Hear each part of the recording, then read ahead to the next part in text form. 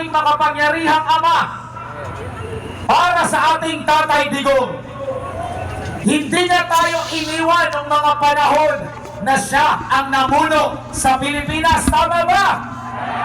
Lahat sinalo niya para sa ating lahat. At panahon na ngayon para tayo naman ay hindi iiwan ang ating Tatay Digong. Bring him home! Bring him home! Bring him home! Bring him home! Bring him home! Bring him home! At siyempre, Kapatid Admar, hindi lang tayo dito sa liwasan dahil tayo po ay sinasabayan sa buong Pilipinas, sa Luzon, Visayas, at Mindanao.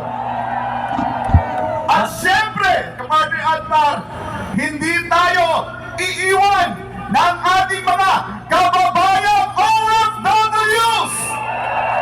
Kaya shout out sa lahat ng mga OFW na sinasabayan nating Facebook Live, maging sa ating YouTube Live. Mabuhay ang ating mga OFWs! Boss, bakit puro lang mga kaibigan lang yan o mga supporter lang yan ni PRRD? Bakit wala dyan yung kahit malang isa sa mga anak ni Pangulong Digong? Ganun ba? O sige, pagbibigyan ka namin. Baste, pasok! Subling gibanata ni Davao City Mayor Baste Duterte ang Regional Director sa Police Regional Office 11 kinsa gitawag niini nga mamut butay. Ari report ni John D. Esteban. Sabi ni, Raymond, professional akong polis. Professional yun ka. Professional nga, mamutbutay nga polis. Kini ang usa sa mga bana ni Davao City Mayor Sebastian Baste Duterte kang PRO 11 Director Police Brigadier General Nicolas Torre III. Mahitungod kini sa tubag ni General Torre nga dili na daw angay patulan ang mayor og professional matud pa siyang pulis.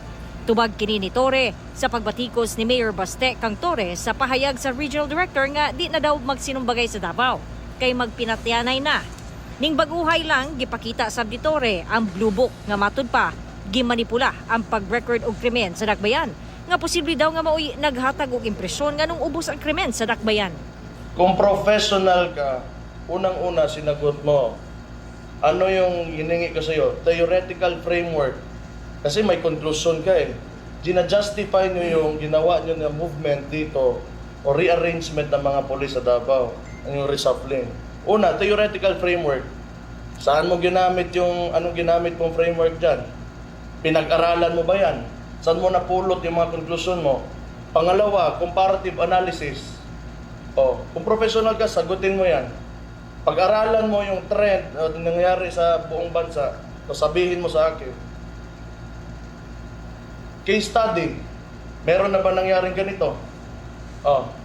Mi komento sab si Mayor Baste sa tubag ni Torre kalabot sa bahad sa mayor nga sagpao niya ang general.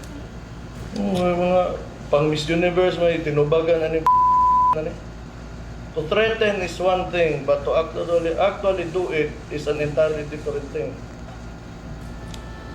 Lamian mo kaya sagpa-sagpa na tirada yan eh. Ano to? Ibaw me nga sa Calbayog City kaniadto to persona non grata na ka for allegedly participating in partisan political activities. So the